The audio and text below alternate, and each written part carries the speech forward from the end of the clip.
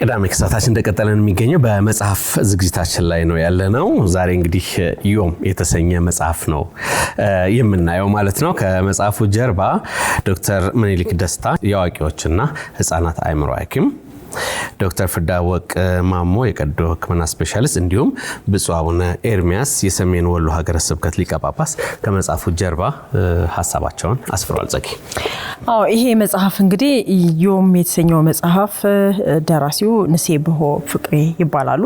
ከኦቲዝም ጋር የሚኖር ልጃቸውን አስመልክተው በልጃቸው በትዳራቸው ዙሪያ የተጻፈ መጽሐፍ ሁላችንም ልናነበው በተለይም ደግሞ እንደዚህ አይነት ስላላቸው ወላጆች እጅግ በጣም ጠቃሚ የሆነ ሁሌ ሊነሳ የሚችል ሐሳብም ስለሆነ ይሄንን መጽሐፍ ስላዘጋጁልን እያመሰገንናቸው ስለ መጽሐፉ እንድናወራ እንግዲህ እንግዳችን እዚህ ስቱዲዮ ስላሉ ቆመን እንቀበላቸው። መልካም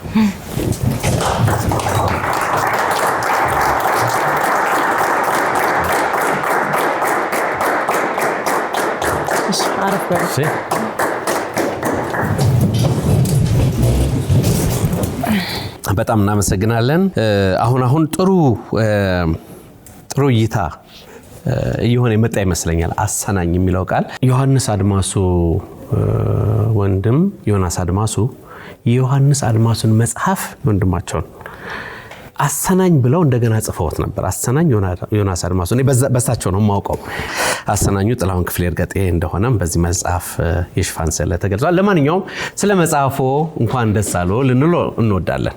ይሄ የግል የቤተሰብ ታሪክ ብቻ ሳይሆን ለሌላው የሚተርፍ ነው። ጸጊ እንዳለችው እንኳን ደህና መጡ። በቀድሞ እንኳን ደህና ቆያችሁ። ንሴብሖ ትንሽ ስሙም ለየት ይላልና እናመስግን ማለት ነው። እናመስግን። እንግዲህ ይሄ መጽሐፍ በልጆ ዙሪያ የተጻፈ መጽሐፍ ነው። ዮም የልጆ ስም ነው። ከትርጉሙ ነነሳ እስኪ የልጆ ስም ዮም ምን ማለት ነው? ዮም ማለት ዛሬም ማለት ነው። አጋጣሚ ዮም የተወለደው አባቴ በሞተ በሁለት ወሩ ነውና ሀዘን ላይ ሆነን እናመስግን ዛሬም እናመስግን ብለን ተነሳን። በኋላ ያው ዮም አጋጣሚ ሆነው በጣፋንታ በኦቲዝም ጥላ ስር የሚኖር ልጅ ሆነ። የስም አነሳሱ ያ ነው። መልካም። ስለርሱም ጥቂት ነገር ይግለጡልን። በደንብ ስሜ ንሴብሖ ፍቅሬ እባላለሁ። ተወልጄ ያደግኩት ናዝሬት አዳማ ነው። የመጀመሪያ ደረጃና ሁለተኛ ደረጃ ትምህርቴን ከአንደኛ ክፍል እስከ ወይም ከዜሮ ክፍል እስከ 11ኛ ክፍል የናዝሬቱ ቅዱስ ዮሴፍ ትምህርት ቤት ነው። እዛ ነው የተማርኩት። 12ኛ ክፍል አዳማ አጠቃላይ ሁለተኛ ደረጃ ትምህርት ቤት ነው።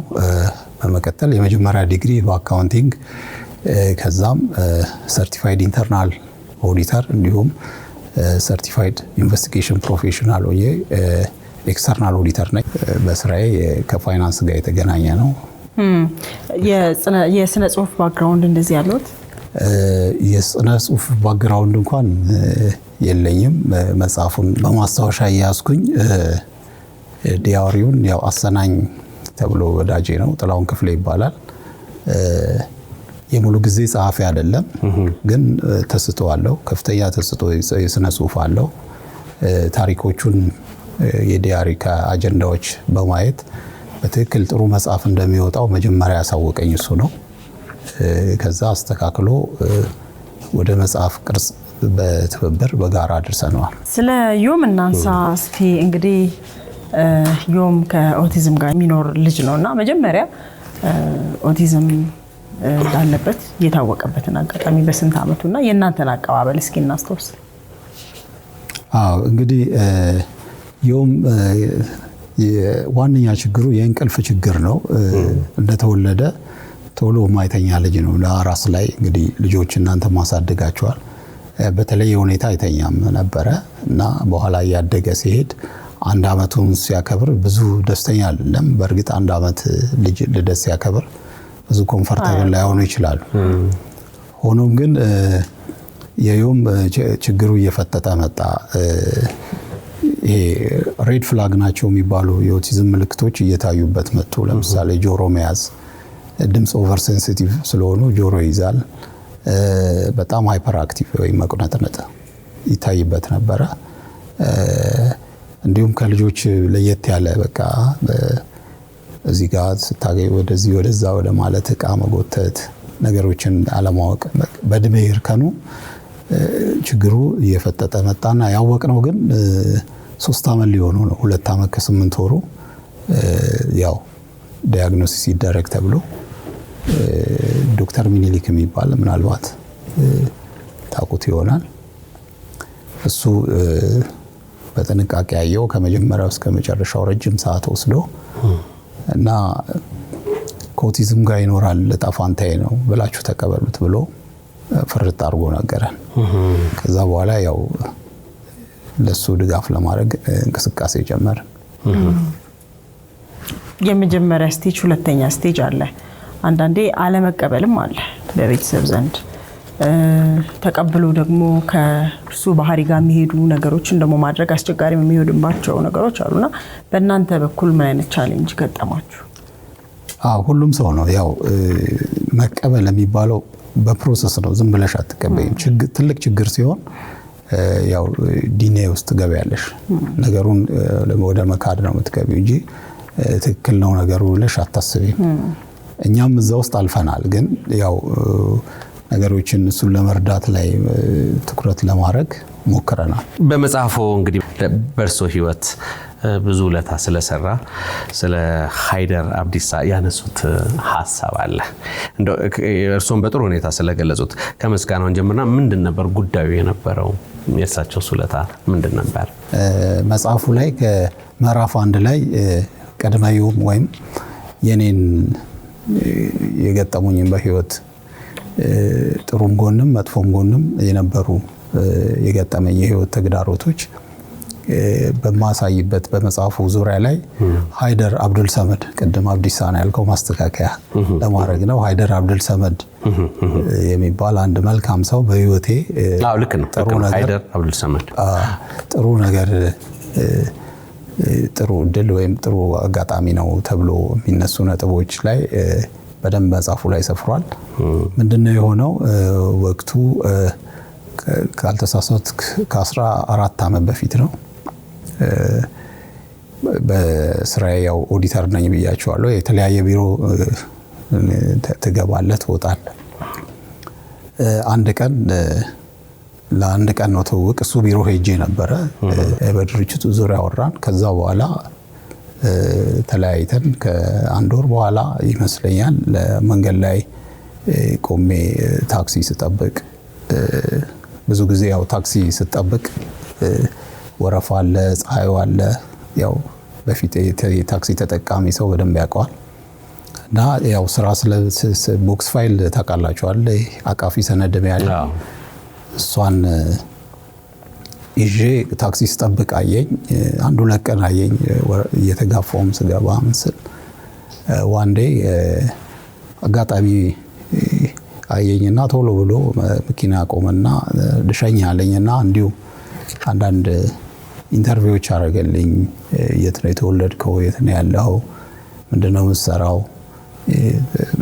የመረመረኝ ከእንትን ያሳለፈኝ ከፌርማታ ከመወርደው ማለት ነው።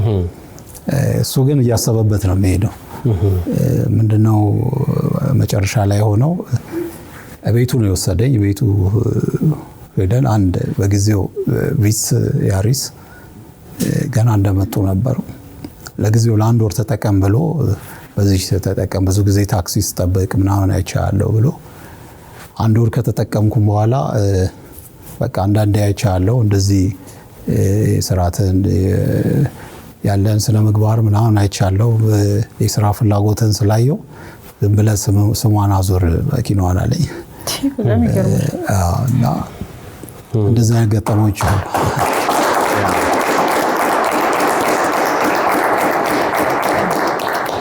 አንዳንድ የሚገርሙ ሰዎች ግን አሉ። ይሄን ሰው እንዴት አድርገህ ትገልጸዋለህ? እንግዲህ አንዳንድ ሰው ለእኔ ብቻ አይደለም ባይዜ ብዙ እየተደበቀ ነው የሚያደርገው። አሁን እንግዲህ ሚዲያ ላይ ሲወጣ ምናልባት ቅር እንዳይለው፣ ግን መጽሐፉን ላይ ሳሰፍር ያው የእሱን ፍቃድ ጠይቄ ነው የሰፈረው። እና ለእኔ ብቻ ሳይሆን እንደዚህ የተደበቀ ህጻናት ያሳክማል አሉ። እንደዚህ አይነት ሰዎች የሚገራርሙ ሰዎች አሉ። እውነት ነው። በስውር የሚያደርጉ አሉ። አቶ ሃይደር አብዱል ሰመድ እኛም እንግዲህ ልናመሰግናቸው እንወዳለን ስለ መልካምነታቸው። መልካም አንተም ውለታውን ሳትረሳ እንዳልከው ፈቃድ ጠይቀህ በመጽሐፍህ በውለታ ገጽ ላይ ያስፈራቸዋል። ሸጋ ነገር ነው ይሄ። መልካም ዮሐና ለዮም የጻፈችው ደብዳቤ እንግዲህ አንባቢያን ይህን መጽሐፍ ስታነቡ በጣም ብዙ ውጣ ውረድ ያለበት ልብ የሚነኩ እኛን እንደወላጅ ዮምን ደግሞ እንደ ልጅ ስናስበው የሚሰማን እንደ ራሳችን አድርገን የሚሰማን ልጆች ለልጆች ያላቸው ፍቅር እግረ መንገድ የምናይበት ነው። እርሶም እስቲ የተወሰነ ነገር ይነግሩናል። ደብዳቤውን ላንብበውና እዚሁ መጽሐፉ ላይ ቀርቧል። ኦሪጂናል የሆነው የእጅ ጽሑፏ ነው። እንግዲህ ዮሐና ለዮም ምናልባት ዮሐና ማነች የሚለው ነገር ከእርሷ አንደበት እንስማ። እሺ አሁን ዮም የ6ኛ ክፍል ተማሪ ነው። ከኖርማል ልጆች ጋር ነው ተቀላቅሎ እየተማረ ያለው። ብቻ ነው ልዩ ፍላጎት ያለው። አንዳንድ ትምህርት ቤቶች አካተው ይይዛሉ። ግሎሪ የሚባል ትምህርት ቤት ነው አሁን የሚማረው። ዮሐና እንግዲህ ከ3ኛ ክፍል ጀምሮ ግሎሪ ትምህርት ቤት ዮም ጆይን አድርጎ ሲገባ ጀምሮ እንደ ጓደኛ ትሪት ታደርገዋለች። ከልጆች በተለየ ሁኔታ አቴንሽን ሰጥታ እሱን ለመርዳት ትጥራለች እና ሊያውም የጀመረችው አርሊ ነው እሱን መንከባከብ። የሚገርማችሁ ሽንት ቤት እንኳን ለመጠቀም ሲሄድ አንድ ቀን አየሁት ሶፍት ስታቀብለው አየዋት። ቤተሰቦቿን በዚህ አጋጣሚ ቤተሰቦቿ እንዲህ በቀናነቷም እንዳይጠፋ አንዳንድ ወላጅ ላይፈልግ ይችላል። እስከ መጨረሻ ድረስ እንዲህ እንደ ጓደኛ ነው ቤተሰቧም የሚያየው። ትምህርት ቤትም ያሉ ወላጆች አስተማሪዎችም ያውቃሉ። በተለየ ሁኔታ አቴንሽን ትሰጠዋለች። እሱን ለመርዳት እስከ ጥግ ድረስ ትሄዳለች። የእሷ ደብዳቤ ነው እዚህ ላይ ያለው። የእሷ ደብዳቤ ነው ያለው። ብናነበው ጥሩ ይመስለኛል። ምናልባት እድሜዋ ስንት ይሆናል? እኩላቸው አይ ቲንክ በዚህ ጊዜ 11 12 ይሆናል። ዮም ጓደኛዬ እንኳን ለገና በዓል በሰላምና በፍቅር አደረሰ። እኔ በጣም ነው የምወድህ። ቤተሰቦችንም ወዳቸዋለሁ፣ አከብራቸዋለሁ። እኔ ይህንን ስጦታ ለአንተ ነው የገዛሁት። እኔ ለአንተ ብዙ ነገር ለማድረግ ሞክሬያለሁ። የኔ ሁል ጊዜ ጸሎቴ ላይ አረሳህም። ጠዋት ስነሳ፣ ምግብ ከመብላቴ በፊት፣ ወደ ውጭ ከመውጣቴ በፊት እና ስተኛ ስላንተ እግዚአብሔርን እየለመንኩት ነው። አንተን ወደ ጤንነትና ወደ ትክክለኛ ማንነት እንድትቀየር የሁል ጊዜ ጸሎቴ ነው። እግዚአብሔር ይማርህ፣ ደስታንም ይመልስልህ፣ አሜን ብላለችና በጣም ቀልብ የሚነካ ነው።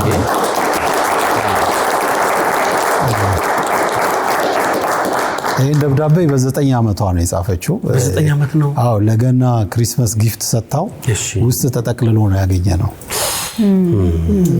እና በጣም ደስ የምትል ልጅ፣ ሁሌ ስለ ዮም የምትጨነቅ ይዤው እኔ ነኝ ከትምህርት ቤት የምወስደው እና ጠዋት ቀድማ ከደረሰች ጥበቃዎች ጋር ነው የምትጠበቀው።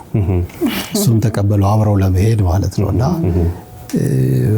በዚህ አጋጣሚ አይቀይርባት፣ እግዚአብሔር ያሳድጋት። ቤተሰቦቿንም አመስግኑ።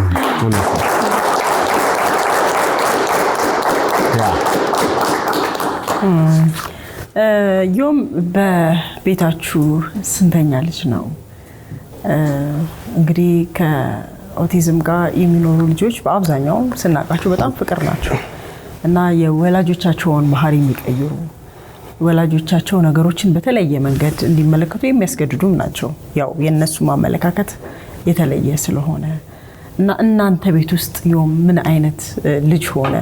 እናንተስ ይሄንን ነገር ስትቀበሉት ጀምሮ እስካሁን በምን አይነት ሂደት ውስጥ አለፋችሁ? ዮም እኔ 4 ልጆች አሉኝ። ዮም የመጀመሪያ ልጄ ነው። ከዮም በኋላ አምራን ንሴቦ፣ ከዛ ራማ ንሴቦ እና ራፋ ንሴቦ የሚባሉ ልጆች አሉኝ። ዮም ልዩ ፍላጎት ወይም በኦቲዝም ጥላ ስር መኖሩን ካወቅንበት ጀምሮ የተለያዩ እሱን ለማዳን እሱን ነገሮችን ለማስተካከል ብዙ ርቀት ሄደናል። ያው አንባቢያን እንዲያነብሱን ዲቴሉን ያበዛለው ብዙ ጊዜ እንደዚህ አይነት ልጆች ሲመጡ ያው የመደንገጡ ነገር አለ። በእኔ ብቻ ሆነ ማለት ወይም ደግሞ እጣው በኔ ለምን ደረሰ፣ እግዚአብሔር እኔን ተቆጥቶኛል ወይ የሆነ አንዳንድ ከውጭ ምሳሌ አስተያየቶች ይኖራሉ።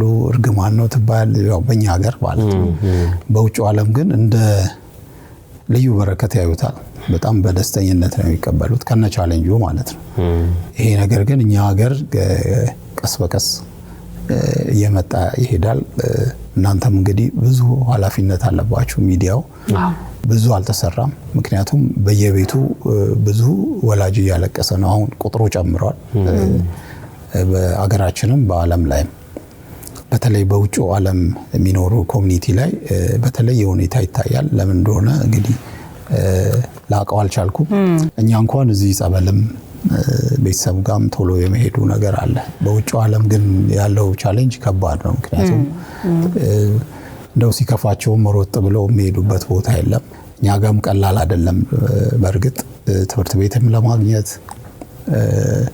እንዲሁም ልጆቹን በተለያየ ቦታ ለመውሰድ ለምሳሌ በእምነት ተቋማትም ሊሆን ይችላል የተለየ ግፊያ አለው።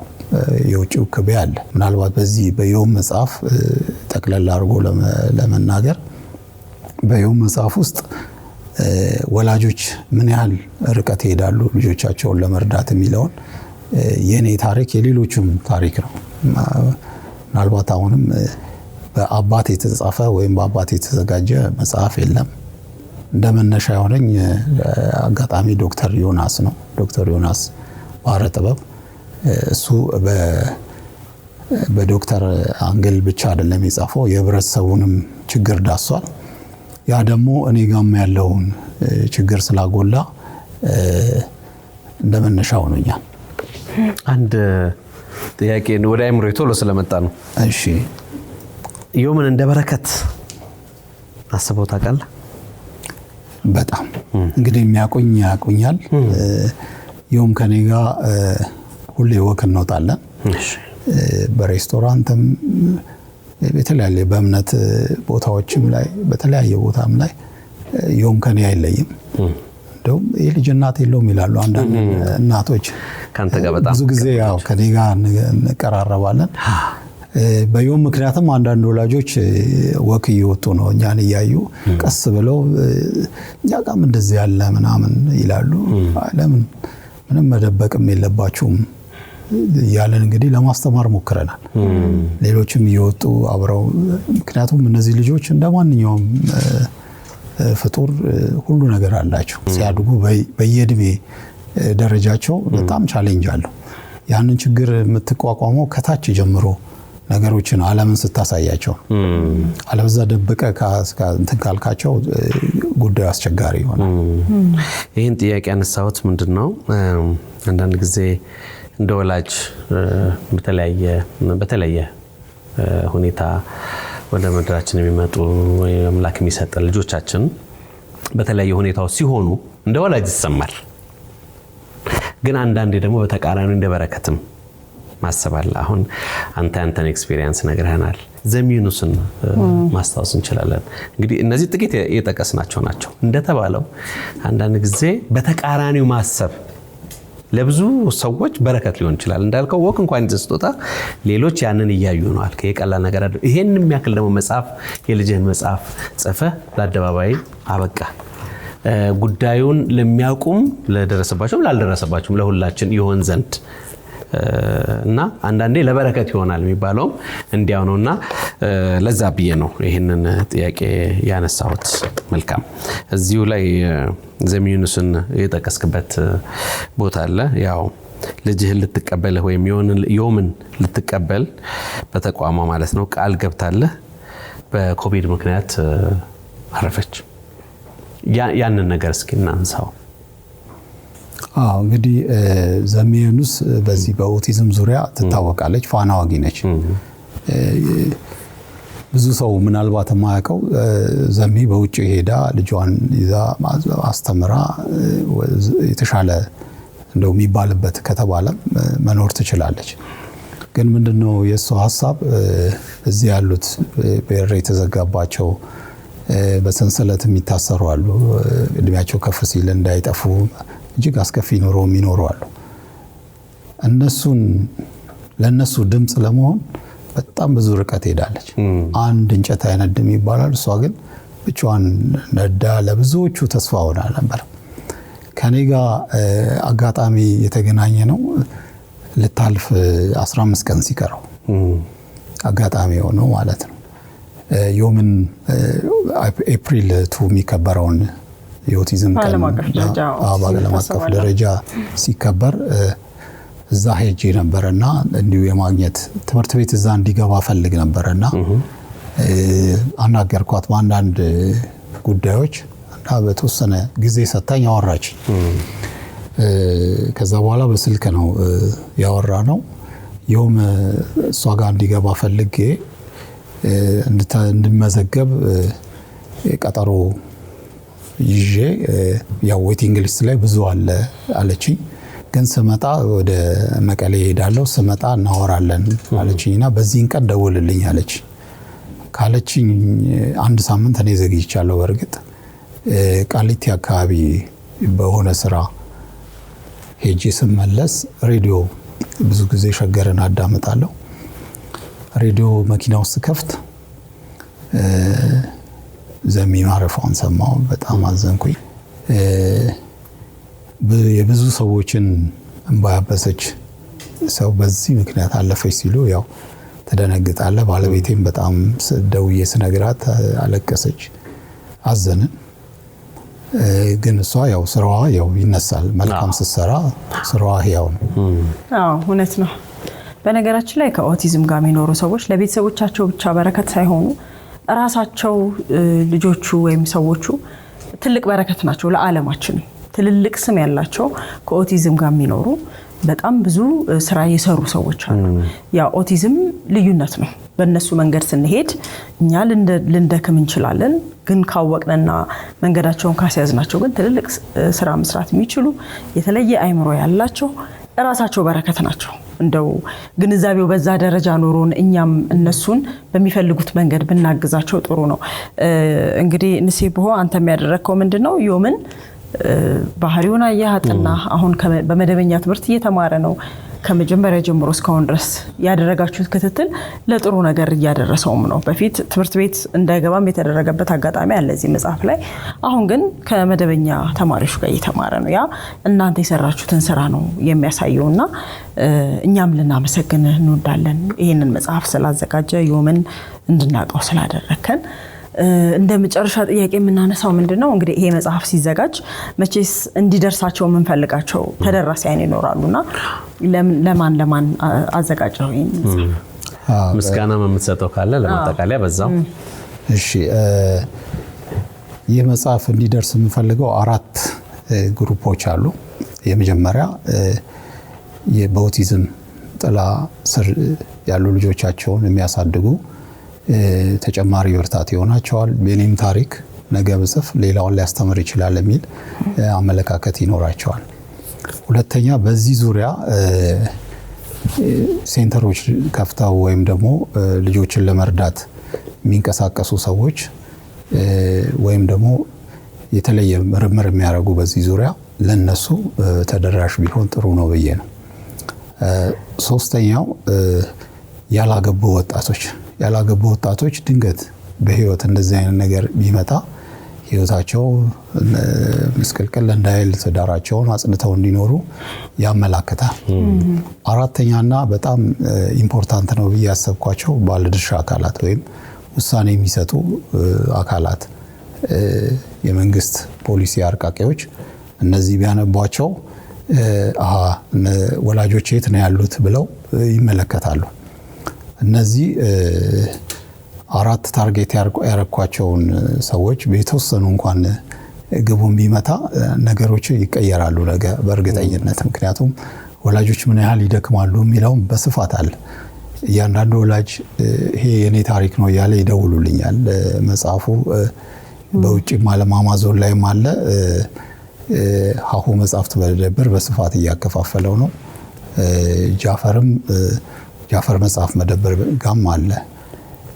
በይበልጥ ግን ይህን መጽሐፍ ታርጌት ያደረኩት አሁን ወጣቶች፣ ትኩስ ኃይል አምራቾች ወደፊት ኢትዮጵያ ውስጥ ይሄ የኦቲዝም ትርክት ወይ እርግማን ነው ወይም ደግሞ በተለየ እንትን ነው የሚለውን ያጠፋሉ ወይም ደግሞ ቢመጣ በህይወታቸው እንደ ልዩ አጋጣሚ አድርገው ይጠቀሙበታል። ለማመስገን ላላችሁኝ ጥያቄ መጽሐፉ እንደዚህ ናሬቲቭ ቆንጆ አድርጎ አብሮኝ ደግሞ ያዘጋጀው ጥላሁን ክፍሌ ይባላል። ወዳጄ ነው፣ አብሮ አደጌ ነው፣ አንድ አካባቢ ነው። እኔን ለመርዳት ብዙ መስዋዕትነት ከፍሏል። በዚህ አጋጣሚ የመጀመሪያ ተመስጋኝ ነው። ባለቤቱም ረቂቁን አንብባ አስተያየት ሰጥታኛለች። ባለቤቱ ኢትዮጵያ ጥላሁን ትባላለች። ሌላው ጋዜጠኛ ዮናስ አጎስ የኢትዮፒካ ሊንክ ታውቁታላችሁ ብዬ ገምታለሁ። በጸባዩም በስነ ምግባሩም ዮናስ መልካም ሰው ነው። በጣም የመጽሐፉ ተርኒንግ ፖይንት ነው። ምክንያቱም ማታ 12 ሰዓት ሰጥቼው አቴንሽን ሰጥቶት ሌሊቱን ሙሉ አንብቦ ጠዋት ቢሮ 2 ሰዓት ተኩል ይህ መጽሐፍ በጣም ይሻገራል፣ ተሻጋሪ መጽሐፍ ነው፣ ለ7 ትልልቅ ሰዎች አዘጋጅልኝ ብሎ ተጽዕኖ ለሚፈጥሩ ሰዎች ሰጥቶልኝ አንብበዋል። እነሱ ጥሩ ገንቢ አስተያየት ሰጥተውኛል። ሌሎች ተመስጋኞች እንግዲህ እንደ ደረጃቸው ፊሊሞን አማረ በጣም ወዳጄ ነው፣ የልብ ወዳጄ ነው። ችግሬን አብሮ የተካፈለ እስከ መጨረሻው። ፍሬው አማረ ቤተሰቤ ነው፣ በጣም ጥሩ ሰው ነው። እሱም በመጽሐፉ ላይ አስተዋጽኦ አለው። ቤተሰቦቼን በጣም አመሰግናለሁ። ምክንያቱም ብዙ ስለሆኑ ስማቸውን ብጠራ የእናንተንም ታይም ወስዳለሁ። በውጪ የሚገኙ ጓደኞቼ ከድር ጌቱ ወይም ኬጂ ይባላል፣ ሙልጌታ ኃይሉ፣ አሸናፊ በጋሻው፣ አሸናፊ ታከለ ይቅርታ። እነዚህ በጣም መጽሐፉ ላይ አይዞ በርታ በማለት ብዙ አስተዋጽኦ አድርገዋል። ሌሎች የማያ ፕሮዳክሽን ባለሙያዎችና ባለቤት መጽሐፉ እንዲተዋወቅ ትልቅ አስተዋጽኦ አድርገዋል። በጣም አመሰግናለሁ። እንግዲህ ጊዜው አጭር ስለሆነ ሌሎች ያልጠሯቸው ሰዎች አሉ እና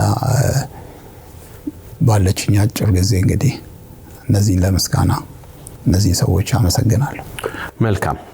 የምስጋናውን ጊዜም እኛም ረዘም ያለ ሰዓት የሰጠን እንዲህ አይነት ነገር የጋራ ጉዳይ ስለሆነ ነው። ጸጋዬ መግቢያው ላይ እንዳለችው የሁላችንም ደጅ ነገ አናውቀውም የማንን በር እንደሚያንኳኳ። ስለዚህ እንደዚህ አይነት ጉዳይ ላይ የሚተባበሩ ሰዎች በጣም ትልልቅ ሰዎች ናቸው።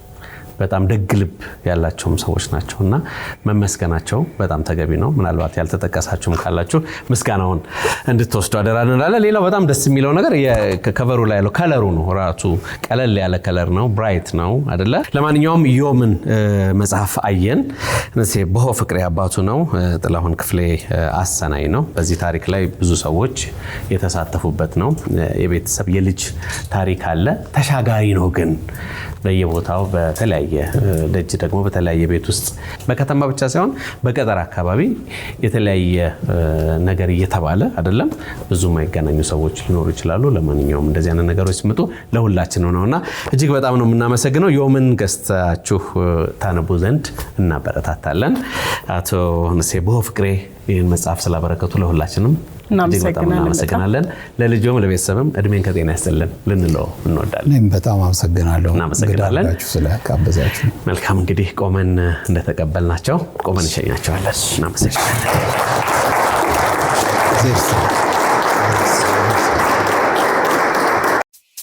ውድ የኢቢኤስ ቴሌቪዥን ተመልካቾች፣ ይህ በስክሪኑ ላይ የምትመለከቱት ትክክለኛው የፌስቡክ አካውንታችን ነው።